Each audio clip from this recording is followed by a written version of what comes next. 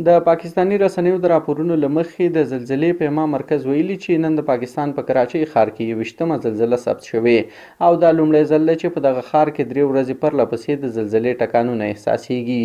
د یاد مرکز د معلوماتو له مخې نننۍ زلزله سهار د 11 بجو او 51 دقیقو په شاوخوا کې ثبت شوې چې شدت یې 2 درجې او ژورتیا یې 10 کیلومتره وه او مرکز یې د میلر ختیځ ته 23 کیلومتره لرې و. په دې تړاو د پاکستان د هوا مشر پیژندونکي امیر حیدر ویلي چې دا زلزله د لانډهي فلاټ لاین د فعالېدو له امله رامنځته شوې ده.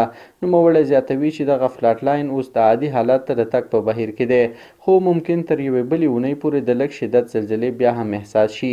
په ورته مهال په ترکیه کې د 15.8 درجې زلزلې له امله خلک له خپلو کورونو تښتېدلي دي. چارواکي وایي زلزله کې یوه 14 کلنې نجلۍ خپل ژوند له لاسه ورکړی او شاوخوا 80 کسان نور ټپیان شوي دي. د راپورونو له مخې ځینې خلکو د ځان ژغورلو لپاره له لوړو ځایونو ټوپونه وهلي او ټپیان شوي دي. تر اوسه د ودانیو د نړېدو په اړه راپورونه نه دي ورکړل شوي.